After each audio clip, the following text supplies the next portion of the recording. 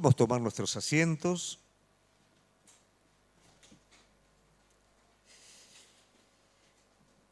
Y agradecemos a Dios por todo lo que Él es. Amén. ¿Está agradecido a Dios? ¿Cómo empezó este año? ¿Bien? A veces suele ocurrir que cuando empieza el año, suceden, ¿no es cierto?, determinadas cosas que no son las que más nos gustan. Y uno tiene la costumbre a veces de decir, ¡oh, así empezamos! Sáquese eso de la cabeza. No pronuncie esas cosas.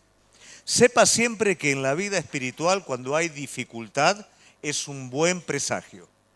Cuando la cosa va demasiado en rieles, hay que prender las luces. Pero cuando suelen haber dificultades, quiere decir que la cosa va bien. No las dificultades que provocamos por nuestra propia negligencia, sino aquellas dificultades que no podemos manejar y queriendo hacer las cosas bien, acontecen.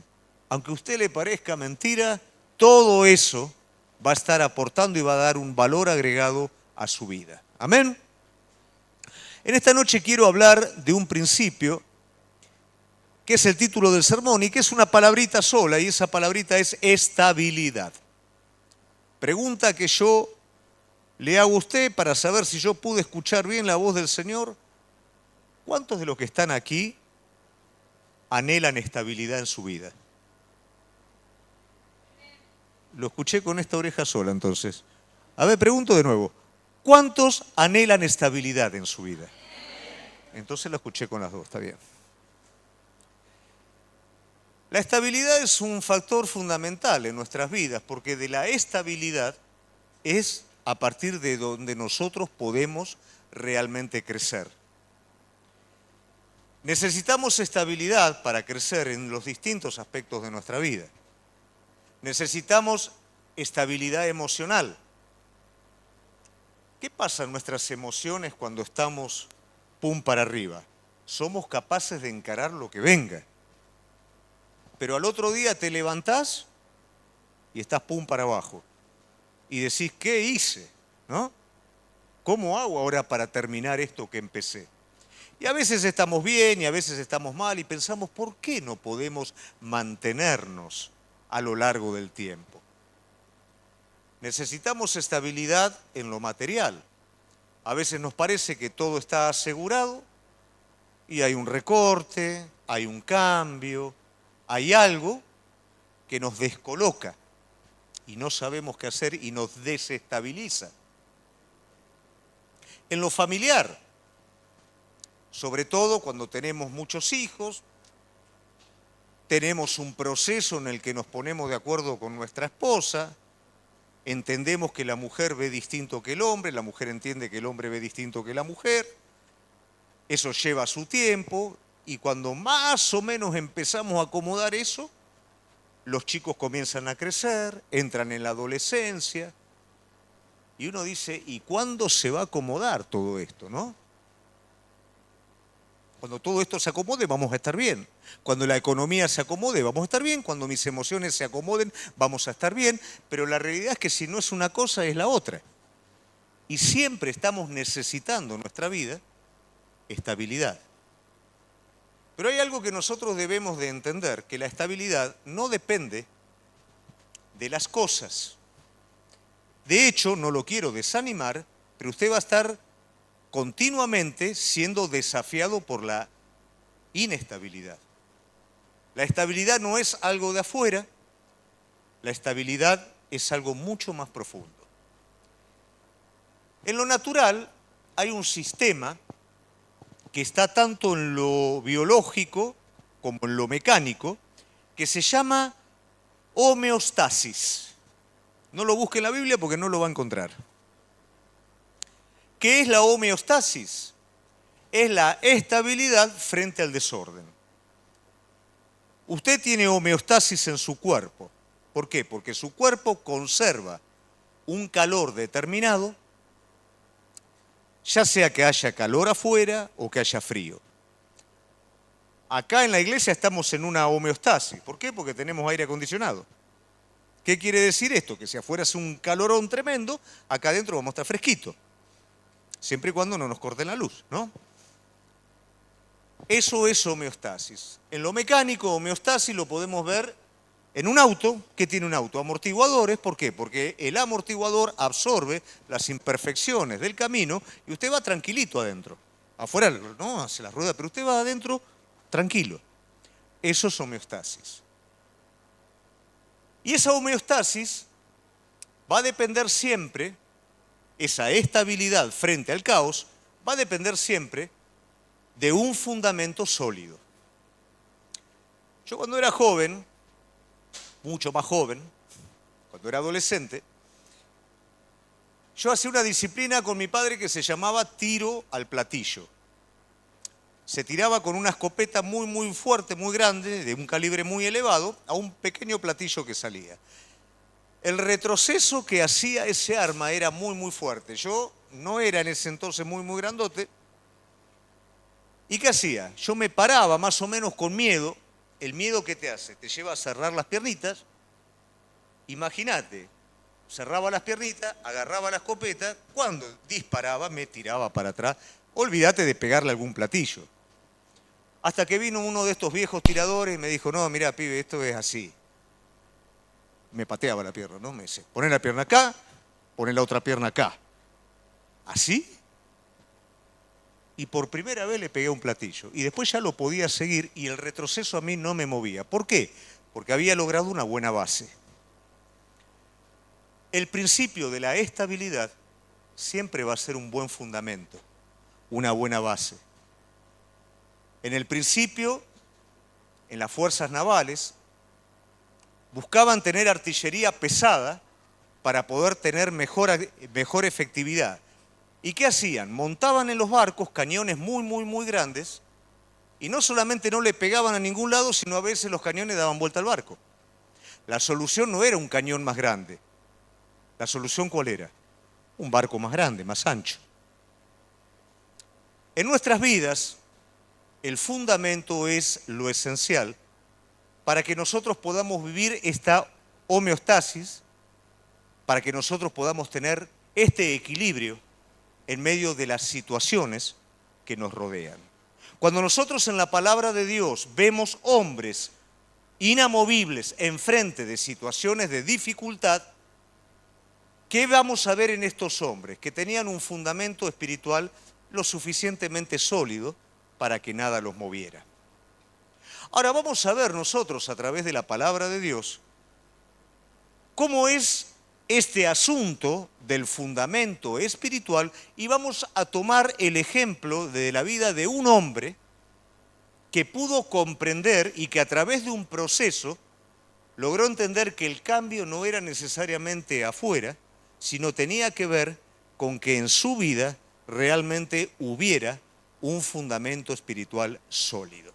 Así que yo lo invito a abrir la palabra de Dios en Mateo capítulo 16, versículos 15 al 18, y vamos a ver ahí lo que dice la palabra de Dios. Mateo 16, versículo 15 al 18. Él les dijo, ¿y vosotros quién decís que soy? Respondiendo Simón Pedro dijo, tú eres el Cristo, el Hijo del Dios viviente. Entonces le respondió Jesús, bienaventurado eres Simón, hijo de Jonás, porque no te lo reveló carne ni sangre, sino mi Padre que está en los cielos. Y yo también te digo que tú eres Pedro, y sobre esta roca edificaré mi iglesia, y las puertas del Hades no prevalecerán sobre ella.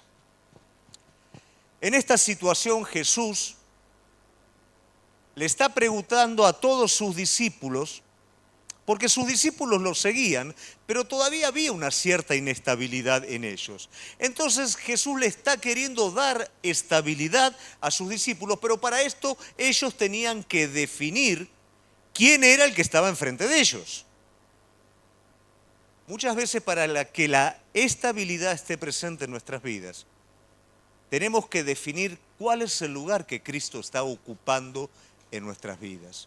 ¿Qué hacemos en primeros pasos? Lo primero que enseñamos es por qué estamos aquí en la iglesia. ¿Cuál es la razón por la que estamos aquí? ¿Qué estamos creyendo? Porque sin un fundamento correcto, nuestras vidas no tienen fuerza para pelear con las dificultades y con la inestabilidad que existe afuera. Entonces, sabiendo que Jesús tiene que edificar su iglesia a partir de sus discípulos, lo primero que Él les dice, bueno, ¿quién soy? Y ahí es donde Pedro dice, tú eres el Cristo. No es simplemente que Pedro está hablando a partir de su boca, sino que Pedro está teniendo una revelación. ¿Qué quiere decir una revelación? Una revelación no es un conocimiento intelectual, sino que tiene que ver con una iluminación de la verdad en el corazón. Algo que no viene de la persona, sino viene directamente de Dios. Y eso es lo que cada uno de nosotros tenemos que recibir. El Espíritu Santo permite que a través de la palabra yo pueda entender la razón por la cual estoy siguiendo a Cristo. ¿Y quién es Cristo? Si yo simplemente tengo un conocimiento intelectual, no entiendo que soy un pecador, no entiendo que Cristo pagó por mi vida, que ese precio me da la eternidad y me da la vida abundante en esta tierra, no entiendo nada de eso. Simplemente me conformo con venir a la iglesia, escuchar, cumplir, volver a casa y seguir de la misma manera. Entonces Jesús, para Él es importante que los discípulos entiendan esto. ¿Quién dicen los hombres que soy? Bueno, uno dice uno, otro. Pedro dice, tú eres el Cristo. Algo que sucede en este caso cuando Pedro reconoce que Cristo está enfrente de él, es que Jesús le cambia el nombre. ¿Y qué nombre le da? Le da el nombre de piedra. Un nombre que representa estabilidad. Y la realidad es que Pedro estaba muy lejos de ser una piedra estable. Estaba más que nada como la piedra movediza de Tandil, ¿viste? No estaba muy estable que digamos. Pero eso es lo hermoso de nuestro Señor, que antes que nosotros seamos, Él ya nos pone nombre. Él ya nos dice lo que va a hacer en nuestra vida. Y Pedro, por supuesto, que iba a ser una roca estable, pero luego de un proceso. Entonces el Señor le dice, sobre esta roca edificaré mi iglesia. Entonces acá, ¿qué le está diciendo el Señor? Voy a poner un fundamento estable. Acá hay presente dos rocas. Yo soy la roca como fundamento, Jesús, y sobre esta roca vamos a poner otra roca, que vas a ser vos. Esto habla de estabilidad y las puertas del Hades, que quiere decir toda la obra del enemigo que se extiende a lo largo y a lo ancho de este mundo, porque la palabra de Dios nos está diciendo que el mundo entero está debajo del maligno y tiene una influencia directa sobre la iglesia, sobre la gente, no lo va a tener sobre la iglesia. ¿Por qué razón? Porque va a haber un fundamento estable. O sea, que la iglesia va a ser una homeostasis en este mundo. En el mundo va a haber caos, en el mundo van a haber cambios, va a haber inestabilidad, pero la iglesia de Jesucristo, cuyo fundamento es Cristo y cada uno de nosotros, estamos edificados como rocas vivas. Sobre esta piedra vamos a tener estabilidad. Pero algo que es importante que usted entienda, que esta estabilidad, lo que Pedro va a recibir, no lo recibe instantáneamente, sino que va a llegar a partir de un proceso. Luego mire lo que dice Pedro, en 1 de Pedro 2, 4 al 5, acercándonos a Él. Ya Pedro, acá ya el Señor no estaba, Pedro ya había pasado por todo el proceso, dice, acercándonos a Él, piedra viva, desechada por los hombres, mas para Dios escogida y preciosa. Vosotros también, como piedras vivas, sed edificados como casa espiritual y sacerdocio santo, para ofrecer sacrificios espirituales aceptables a Dios por medio de Jesucristo. Pedro, luego de haber entendido todo eso, ahora Pedro es una persona estable. No es una persona llevada para todos lados, es una persona estable. ¿Y su estabilidad de qué dependía? Del fundamento que él tenía, que era la roca y que es Jesucristo. ¿De qué va a depender tu estabilidad? De tu fundamento. Si tu fundamento está en lo material, en lo emocional, en lo sentimental, en lo circunstancial, no vas a lograr estabilidad. Pero si tu fundamento es Cristo, vos vas a estar siendo en cada momento una piedra viva estable. ¿Amén? Ahora bien, desde que Pedro recibe este nombre de piedra hasta que se convierte en alguien estable, como dije anteriormente, hay un proceso que sucede en cada uno de nosotros. Cuando nosotros recién nos entregamos a Cristo y hay una revelación de quién es Cristo, nos parece que ya la tenemos clara y que ya sabemos todo. ¿Por qué razón? Porque una nueva vida entró en nuestro corazón. Pero ahora esa vida tiene que perfeccionarse, desarrollarse, tiene que crecer, nos vamos a enfrentar a circunstancias que van a desafiar nuestra confianza y todo esto va a formar nuestra estabilidad. A veces no pasamos por eso, entonces ¿qué pasa? Las personas se desaniman porque piensan que vienen a la iglesia y va a ir todo bien. Y como dijimos en algún momento, el bien de Dios no siempre es el bien que nosotros consideramos que es. El bien de Dios es completo. Y en el bien de Dios es darnos estabilidad a nosotros.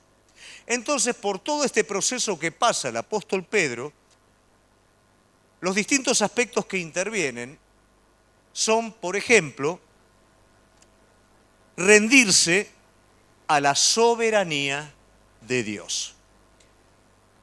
Juan 21:17, le dijo por tercera vez, vamos a recordar el momento en el que Pedro niega al Señor y luego se encuentra con el Señor, ¿no?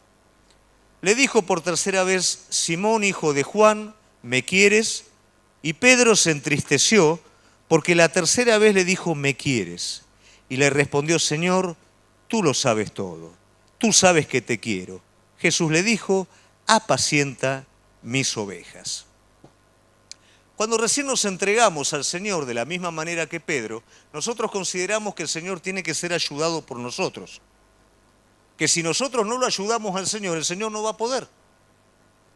Hay muchos dichos que están dentro de la jerga popular, que a veces la gente hasta lo dice en la Biblia esto, no dice en ningún lado. Uno de ellos es, a Dios orando y con el mazo dando. No solamente no dice, sino que es lo más antibíblico que hay. Ayúdate que te ayudaré.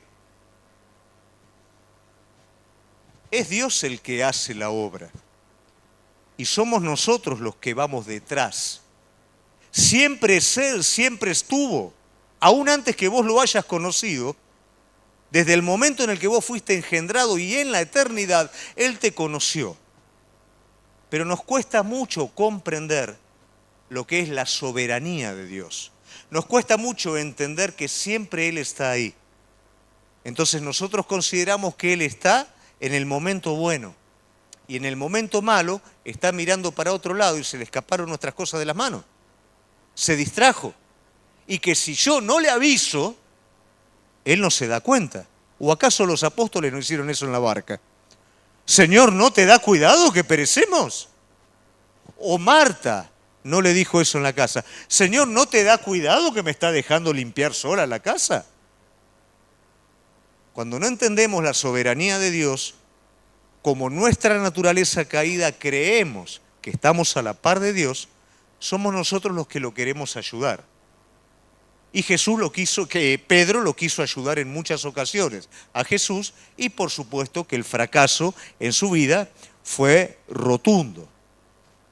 No solamente Pedro lo quiso ayudar a Jesús, sino que consideró que en muchas cosas Jesús se equivocaba.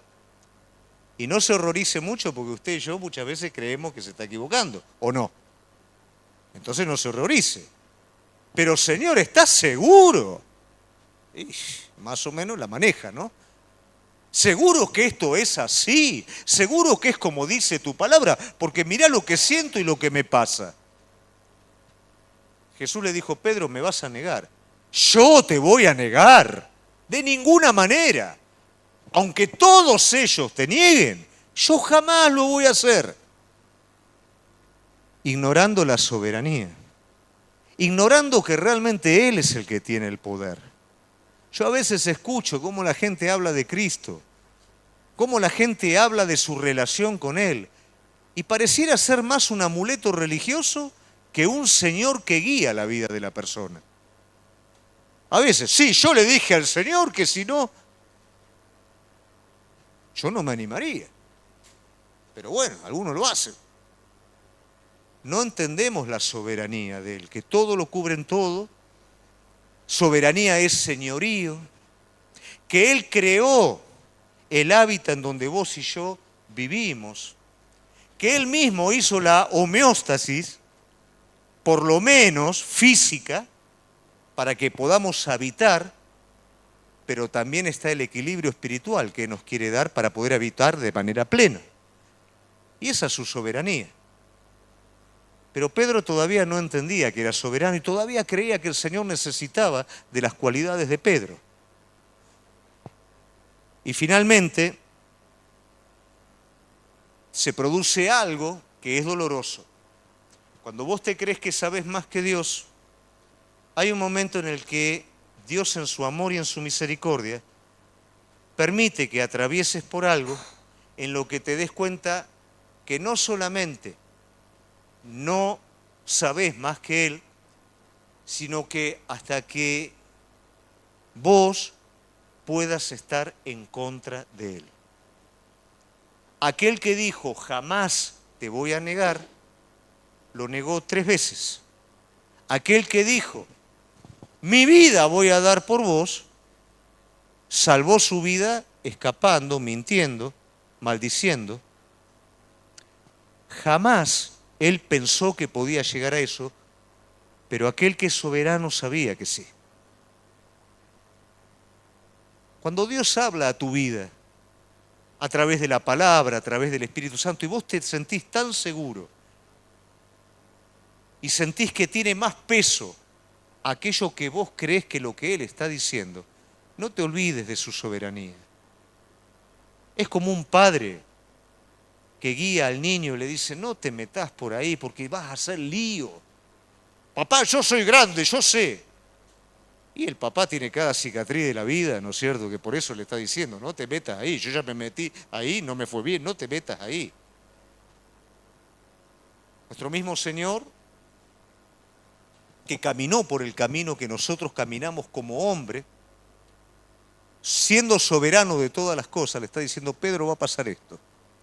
Y Pedro, para que vos seas estable, tenés que dejar de considerar que sabés más que yo, y vas a tener, querido Pedro, que entender que soy yo el que guía, soy yo el que conoce todas las cosas. Usted y yo necesitamos confiar en la soberanía de Dios. ¿Sabe por qué? Porque mientras vivamos en la incredulidad, la ansiedad va a destrozar nuestra vida. Pero la persona que entiende que el Señor es soberano, que es un Padre de amor, entiende también que cada situación, aunque no la pueda comprender, fue dictada por Él para crear estabilidad en su vida. Pedro necesitaba pasar por eso, porque si no se convertiría en un cachivache después. Si él no pasaba por esa situación, ¿qué iba a ser de la vida de Pedro? ¿Un tirano? Tenía que pasar por eso. ¿Cuánto pedimos a Dios de ser personas más amorosas, más pacientes, con más fe? ¿Y cómo creemos nosotros que va a llegar eso a nuestras vidas? Con situaciones que permitan sacar de nosotros esas virtudes. Y en la soberanía de Dios, Dios lo sabe y lo conoce. ¿Por qué a veces te prohíbe cosas que otros pasan por ahí como si nada? Porque a otros no le va a hacer nada, pero a vos espiritualmente te va a matar. A veces tenemos el criterio facilista, donde hay necesidad me meto. Cuidado donde te metes. Si Dios no te manda, no te metas en donde no tenés que meter. Cuando Dios te manda, vos vas bajo su cobertura, vas con los recursos que Él te da. Pero cuando vos te mandás solo, estás bajo tu responsabilidad. Y yo les puedo asegurar que ninguno quiere pelear una batalla espiritual con sus propias fuerzas. Porque es Él el que nos da la victoria. Porque es Él el que lo hace.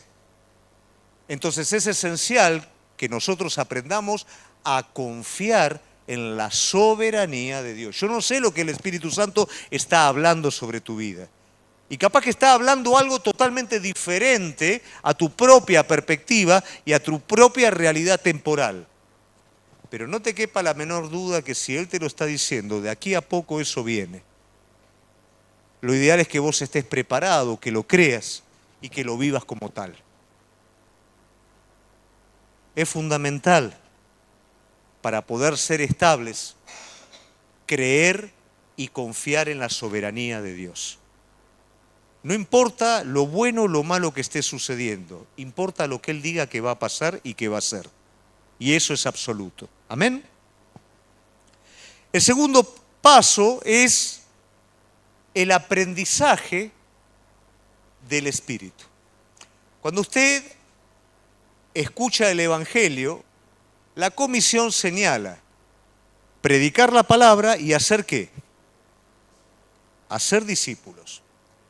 El plan de Dios es que para la estabilidad de cada miembro del cuerpo haya un discipulado espiritual por medio del cual vaya conociendo las verdades bíblicas y vaya sabiendo también la manera de incorporarla a su vida, para que de esa manera se produzca el carácter espiritual que es el que le va a dar la estabilidad. ¿Se entiende? Pedro todavía no lo tenía. Creía que lo tenía, pero todavía no lo tenía. Entonces el Señor va a trabajar en la vida de Pedro para que él pueda darse cuenta. En esta semana leía en Jeremías 48:11 algo que describe de alguna manera el porqué y tal vez usted lo pueda entender de esta manera. Cuando vienen aquellas cosas que yo no entiendo sobre mi vida, que parece o que Dios está enojado, o que todo es una mentira, o que no sé qué, hay un porqué en la soberanía de Dios y tal vez la historia breve de este hombre lo pueda representar.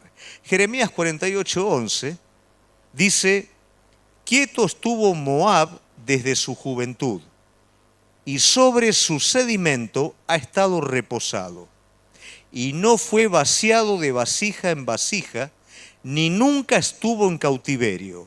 Por tanto, quedó su sabor en él, y su olor no se ha cambiado. Moab era hijo de la relación incestuosa que tuvo con su hija Lot. Lo que el Señor está hablando acerca de Moab, le está diciendo: Moab, vos estuviste como la mayoría de nosotros nos gustaría estar. Tuviste en reposo, no tuviste problema, no te pasó absolutamente nada. Lo que vos querías estaba, pero Moab, vos perdiste tu sentido verdadero. Y hace una representación con respecto al vino. Cuando el vino se fermenta, los sedimentos bajan y para que el vino permanezca puro hay que pasarlo de vasija en vasija. ¿Por qué razón? Porque el sedimento afecta la utilidad, afecta el gusto del vino y no sirve. Y si yo paso cerca del tonel o hay algún movimiento raro o alguna sacudida, el sedimento se levanta de nuevo y afecta el gusto del vino, el estado del vino. Entonces hay que pasarlo de jarra en jarra. Se pasa la segunda jarra y todavía queda alguna cosita. Se pasa la tercera jarra hasta que ya está sin sedimento. Recién ahí el vino tiene su gusto verdadero. Dios trabaja en nuestras vidas dividiendo el sedimento de lo que verdaderamente vale. Y eso es lo que a veces nos cuesta. ¿Por qué razón? Porque una vida mezclada no es una vida estable. La mezcla no tiene la cualidad de la estabilidad. La mezcla es algo indefinido. La mezcla es algo que no tiene utilidad. Mezcla algo bueno, ¿viste cómo te hacen con los perfumes?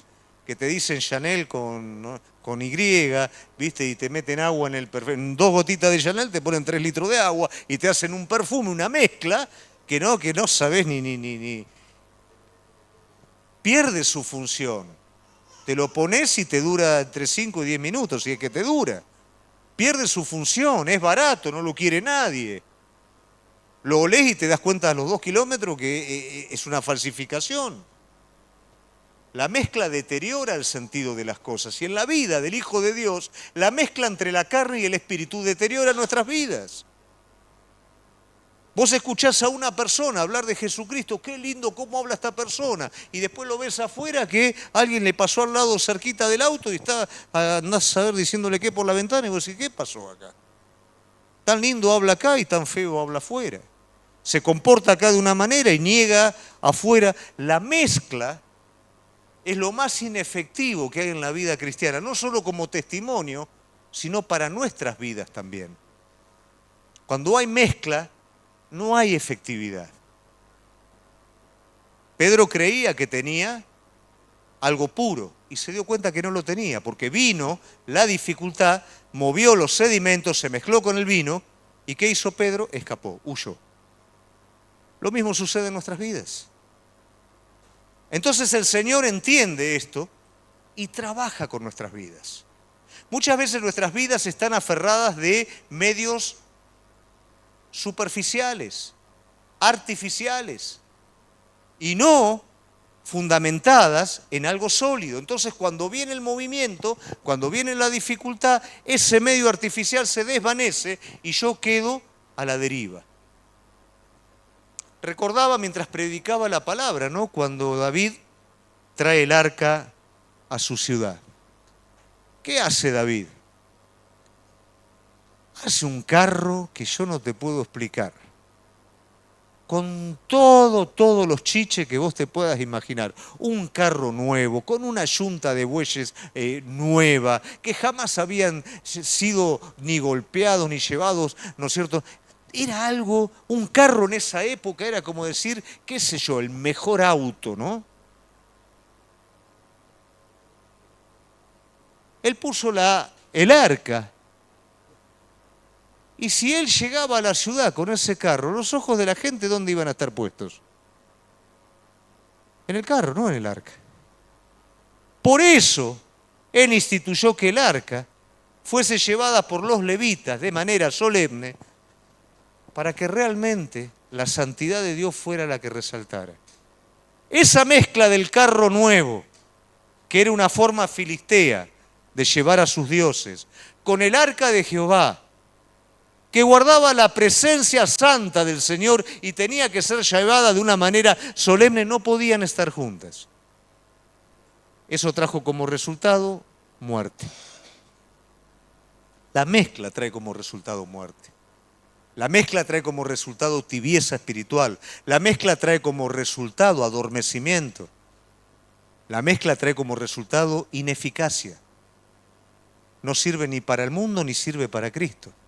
Y como el Señor conoce esto, Él divide lo espiritual y lo natural. Él hace que el sedimento caiga y te va pasando de jarra en jarra para que finalmente la estabilidad del gusto verdadero, del sentido verdadero que vos tenés que tener, sea el que prevalezca. ¿Por qué esto que me saca de las casillas? Porque te salí de las casillas. Y porque si te sigues sacando, no vas a avanzar mucho más. ¿Por qué esto que me hace ser así? Porque tiene que ser tratado, si no, no vas a avanzar más que eso. Si no se divide el sedimento del vino bueno, no vamos a crecer ni vamos a ser estables. Entonces todos lamentablemente queremos ser como Moab, sin problema, reposados. Pero vamos a ser inefectivos e inestables en todas las cosas. Cualquier movimiento va a sacar de nuevo el sedimento para arriba y va a mezclar. Y en la mezcla no logramos absolutamente nada. Bueno, el Señor tuvo que trabajar sobre Pedro porque había mezcla en Pedro. Había mezcla entre lo propio y su amor a Cristo. Él tenía que trabajar sobre esa raíz. Y de la misma manera, Él tiene que trabajar en nuestra vida. ¿Qué es lo que nos hace saltar a nosotros? El amor propio. Cuando nos damos cuenta que el amor propio es mayor que nuestro amor a Cristo. Y ojo que el amor propio aún puede estar en la iglesia y en la obra. Todas las cosas que suceden para bien en nuestra vida nos revelan esta realidad. Y esta realidad no es ni más ni menos que vasijas continuas que van permitiendo que el sedimento quede y que el vino bueno sea el que hayamos de ser cada uno de nosotros. Entonces no te asustes cuando el Señor te pasa de una vasija a la otra. Él está trabajando, Él está purificando, Él está haciendo que lo verdadero sea lo que quede, para que cuando vengan los vientos de prueba sobre tu vida, no te muevan. Amén. Y finalmente, Pedro se hace portador de lo espiritual.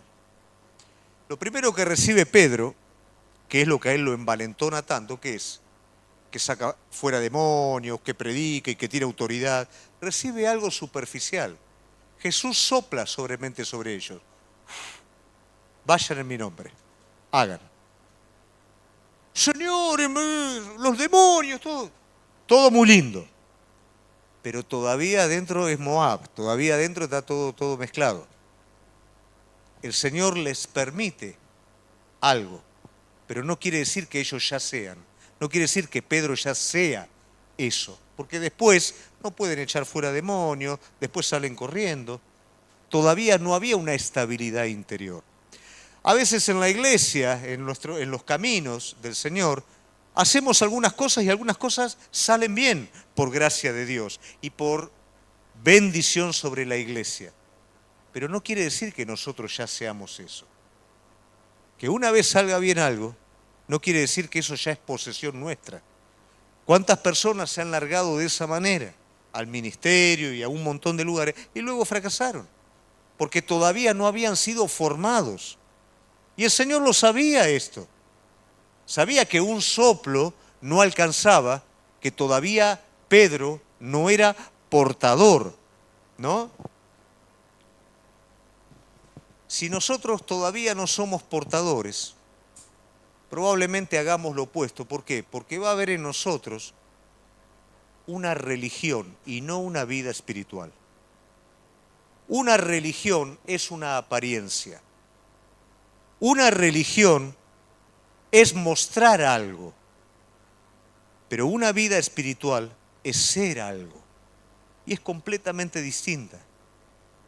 Una cosa es un vestido y otra cosa es una posesión interior. Pablo tenía un vestido religioso y él tuvo que ser despojado de ese vestido religioso. Dice la palabra de Dios que Pablo agarraba en sí mismo, ¿no es cierto?, cartas y decía, voy a hacer esto para la obra de Dios, voy a hacer esto, voy a destruir todo, cosa que nadie le mandó, ni siquiera la ley apoyaba eso, porque la ley de Dios era bien descriptiva al respecto. Pero ese celo enceguecedor, religioso, que tenía Pablo, lo hacía perseguir a la iglesia, haciendo exactamente lo opuesto que creía que tenía que hacer. ¿Cuándo se resuelve el problema de Pablo? Cuando Cristo aparece. Cristo también le va a cambiar el nombre a Pablo. A Saulo en ese momento le va a poner Pablo, que quiere decir pequeñito. ¿Y qué le va a decir el Señor? Se te dirá lo que tienes que hacer. Algo que era completamente distinto a lo que Pablo hacía. Pablo tenía un disfraz de religioso, pero ni siquiera se acercaba a la posesión que tenían los cristianos a los que él perseguía. Los cristianos que morían en el nombre de Jesús lo tenían a Cristo como posesión. Pablo no. Pablo solo tenía un disfraz de religioso. Cuidado con esto, iglesia.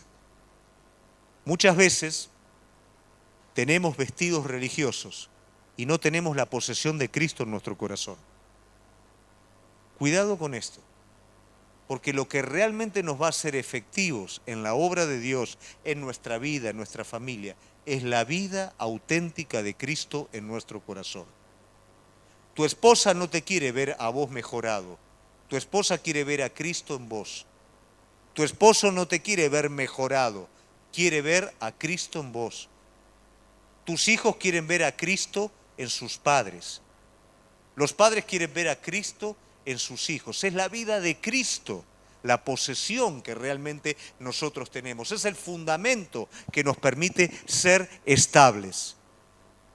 Entonces, luego de todas estas vasijas por las cuales Pedro fue pasando, finalmente, una vez que ya Cristo no estaba presencialmente, pero sí estaba en su corazón, saliendo del templo y viendo una persona que mendigaba, que no podía caminar, hay una palabra clave que dice Pedro. No tengo plata ni oro. ¿Pero qué está diciendo? Lo que tengo, te doy. ¿Qué es lo que tenía Pedro? Pedro tenía un fundamento estable. Pedro ahora tiene la vida de Jesucristo en plenitud en su corazón. Pedro ahora sí tiene algo que dar. Antes no lo podía dar. Antes lo único que le interesaba a Pedro era todo lo que podía traer para sí. Pero ahora Pedro tiene algo de valor que puede dar. ¿Cuál es la estabilidad de nuestra vida, iglesia? Es ese valor que tenemos, es esa vida de Cristo en nosotros. ¿Por qué muchas veces no resulta el asunto? Porque Cristo no está viviendo en plenitud en nuestro corazón, porque todavía no es nuestra posesión. Cuando vos predicás, no tiene que ser lo lindo, lo bueno, lo grande que predica el pastor. Tiene que ser Cristo asomándose y llegando al corazón de cada uno. Cuando haces algo, aunque sea insignificante, tiene que ser Cristo haciendo eso. Pablo dijo, no vivo yo, vive Cristo, su vida a través de la mía, y eso es lo que da la estabilidad. No busques que no haya dificultades, porque las dificultades son las vasijas que van a sacar el sedimento y te van a llevar a ser lo que tenés que ser. No quieras ayudar a Dios con tus fuerzas o creer que Dios se equivoca. Él es soberano y lo que Él te esté mandando a hacer, seguilo, y te lo digo como consejo. A veces pensé saber más que el Señor. A veces quise ayudarlo al Señor y me equivoqué rotundamente. Y hoy realmente le doy gracias al Señor porque Él me dijo en algún momento, te diré lo que tenés que hacer. Ya si Él no habla, y no lo digo, iglesia, porque soy espiritual, le digo porque ya tengo la cabeza así de chichona. Si Él no habla, yo no me muevo. Porque creo rotundamente en su soberanía. Quiero que Él siga trabajando en mi vida, porque no quiero ser como Moab. Tener un ámbito de quietud y que el sedimento todavía siga dentro mío. Quiero que Él sea mi posesión absoluta, porque si no, no tendría nada que darle a ustedes, nada que darle a mi familia, nada para mí. Entonces, mire la distancia que hubo desde el momento en donde el Señor le dijo, tú eres Pedro, hasta que Pedro fue una roca estable. Cada uno de nosotros estamos siendo trabajados divinamente para ser una roca estable. No pelees contra ese trato.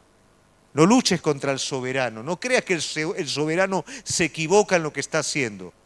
Por supuesto que no te va a gustar, porque Él va a tocar aquellas cosas que hiciste toda la santa vida y te fue mal. Y te llevó al mismo lugar de derrota. Él te va a decir, basta con esto. Déjame tocar esto para que se rompa el asunto y para que vos puedas ser lo que tenés que ser. Porque soy soberano. No sigas repitiendo lo mismo. Yo soy tu valor. Yo soy el que te va a dar estabilidad. ¿En qué estás buscando estabilidad? ¿Se la estás demandando a tu esposa? ¿Se la demandás a tu esposo? ¿La esperás de un trabajo? ¿La esperás del presidente? ¿Del país? El único que puede dar estabilidad es Él. La única manera de ser estables es que Él sea el fundamento donde definitivamente vos construyas. No digas, cuando esté todo bien, entonces voy a ir a la iglesia. Eso no es nada. No digas, cuando alcance esto voy a estar bien. Porque cuando alcances eso vas a abrirse un abanico de 10 millones de cosas más que vas a tener que alcanzar para estar bien. Y nunca vas a estar bien. Pero cuando Él sea tu valor, cuando Él sea tu fundamento, cuando Él sea quien te va pasando de vasija en vasija, vos te vas a dar cuenta que en medio del caos, que en medio de la aflicción, que en medio del bajón y que en medio de cualquier cosa que venga, el fundamento permanece. Vos permanecés, vos vas a ser estable, vos vas a pasar la prueba y una vez que pasaste la prueba vos no vas a ser el mismo. Vos vas a tener un valor agregado nuevo con el cual vas a bendecir a un montón de personas que lo están necesitando. Amén. ¿Dónde buscamos la estabilidad? La estabilidad está en Él. Él es el fundamento. Él ya te dijo, vos vas a ser persona estable, pero no te pelees con el trato de Él. No te pelees con la guía de Él. Deja que Él haga lo que se propuso hacer en tu vida. Y eso va a ser bendición para tu vida, para tu familia y para todos aquellos que están necesitando escuchar lo que vos tenés. Vamos a ponernos de pie, iglesia.